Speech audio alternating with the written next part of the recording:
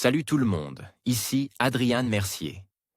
Bienvenue sur ma chaîne, dédiée à notre belle planète et aux enjeux de l'écologie. Si vous voulez en apprendre plus sur comment protéger notre environnement et adopter des gestes éco-responsables, pensez à vous abonner pour rester informé.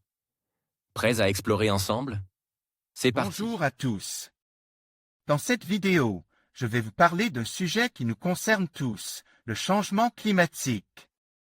Plus précisément, je vais vous présenter 6 moyens, allant du plus local au plus global, pour refroidir notre climat. Nous explorons des solutions concrètes que chacun d'entre nous peut adopter, ainsi que des initiatives à plus grande échelle qui peuvent faire une réelle différence. Restez avec moi pour découvrir comment, ensemble, nous pouvons agir pour un avenir plus frais et durable. Peut-on contrer les effets du réchauffement climatique qui paraît déjà inévitable? Si certaines idées comme la végétalisation des villes semblent réalistes mais limitées géographiquement, d'autres plus radicales, comme l'injection de poussière sulfurée dans l'atmosphère, sont nettement plus controversées. Le réchauffement climatique est déjà irréversible, ont alerte les experts du GIEC dans leur dernier rapport. Au rythme actuel, le seuil des 1,5 degrés Celsius de hausse préconisé par l'accord de Paris sera franchi entre 2030 et 2052, d'après les scientifiques. Pour contrer les effets désastreux de ce réchauffement, les chercheurs se creusent les méninges et on imagine toute une série de solutions plus ou moins ambitieuses. À l'échelon local, les techniques sont moins compliquées à mettre en œuvre et moins coûteuses, mais ne sont qu'une adaptation au réchauffement.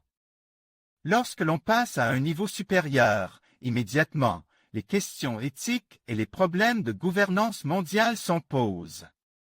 Qui, d'un pays ou d'une entreprise, pourrait décider seul de modifier le climat qui affecterait tous ses voisins?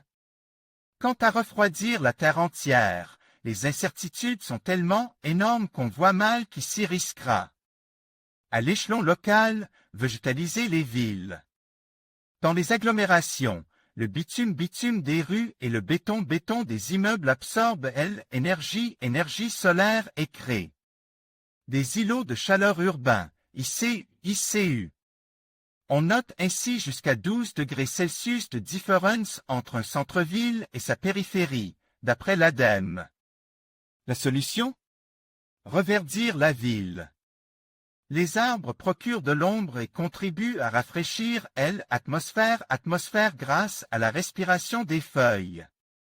Un arbre mature peut ainsi évaporer jusqu'à 450 litres d'eau, l'équivalent de 5 climatiseurs qui tourneraient pendant 20 heures. À Nantes, une modélisation effectuée en 2010 a établi que la présence de 2 façades végétalisées permettait d'abaisser la température ressentie de 0 à 3 degrés l'après-midi. La végétalisation permet en outre de réduire la pollution. Planter des arbres et végétaliser les bâtiments pour réduire les îlots de chaleur urbains.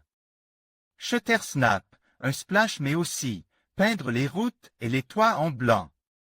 À Los Angeles en Californie, où les températures dépassent les 40 degrés Celsius en été, la ville commence à repeindre certaines rues avec un enduit blanc-grise.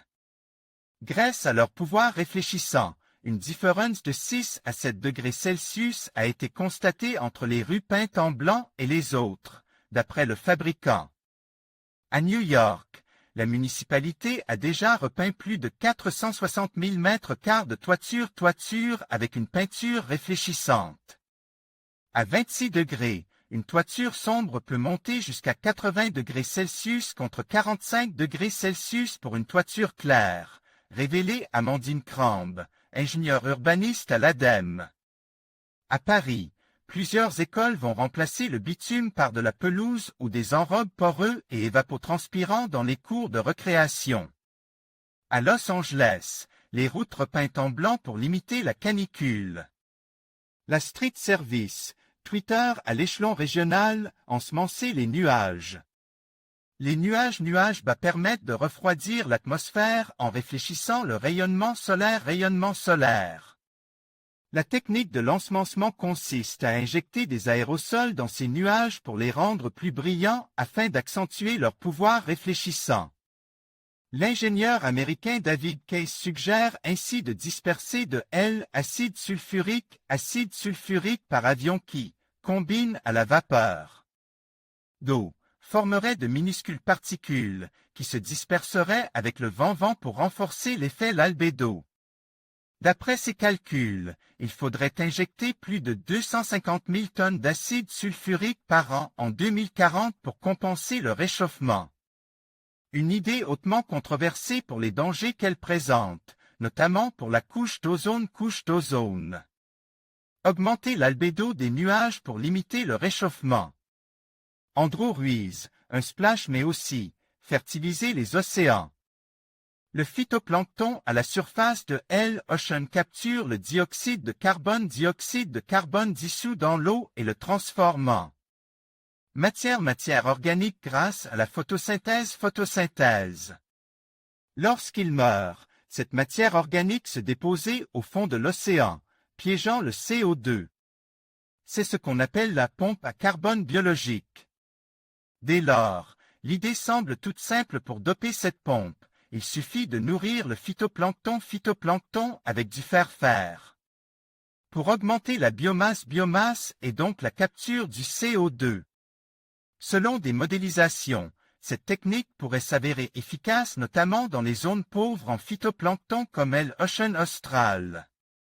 Mais c'est loin d'être une généralité, d'autres expériences ont révélé des résultats bien moindres qu'espère. Pire, le fer doperait la production de neurotoxines chez certains organismes. Un vortex de phytoplancton dans le golfe de Finlande. NASA Earth Observatory à l'échelon mondial, simuler un volcan géant. En 1991, l'éruption du Pinatubo aux Philippines entraîne une baisse globale des températures de 0,5 degrés Celsius à 0,6 degrés Celsius sur l'hémisphère nord et de 0,4 degrés Celsius au niveau mondial, en raison notamment de la baisse de luminosité due aux poussières et aux aérosols relâchés par le volcan. Entre 1998 et 2013, les éruptions survenues sur la planète auraient entraîné une réduction de 0,05 degrés Celsius à 0,12 degrés Celsius des températures mondiales. D'après une étude du Lawrence Livermore National Laboratory. Certains envisagent donc de reproduire l'activité volcanique en injectant des particules assombrissantes, comme de la calcite, de l'alumine ou des composés soufre. Malheureusement, une telle méthode employée sur le long terme aurait sans doute des effets catastrophiques pour les récoltés et pourrait entraîner une pénurie alimentaire mondiale. L'éruption du volcan Tavurvur en Papouasie-Nouvelle-Guinée en août 2014. Lawrence Livermore National Laboratory mais aussi installer un parasol géant dans l'espace. Déployer un paravent géant dans l'espace pour bloquer la lumière du soleil et limiter le réchauffement. Cette idée radicale imaginée par l'ingénieur américain James Harley en 1989. A depuis été reprise sous différentes formes. Elle a même été étudiée de près par la NASA, l'Union européenne ou la Royal Society. Le concept de James Harley consistait à construire, à partir de la Lune, un mur en verre de 2000 km pour l'envoyer au point de Lagrange entre la Terre et le Soleil.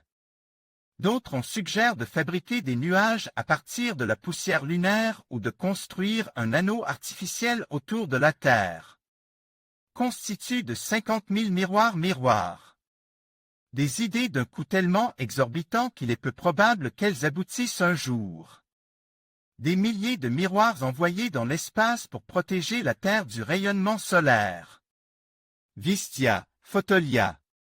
Comme. En conclusion, il est essentiel de comprendre que chaque action, qu'elle soit locale ou globale, joue un rôle crucial dans la lutte contre le changement climatique. En adoptant ces 6 moyens, nous pouvons non seulement réduire notre empreinte carbone, mais aussi inspirer d'autres à faire de même. Ensemble, en agissant à différents niveaux, nous avons le pouvoir de refroidir notre climat et de préserver notre planète pour les générations futures. Engageons-nous dès aujourd'hui pour un avenir plus durable.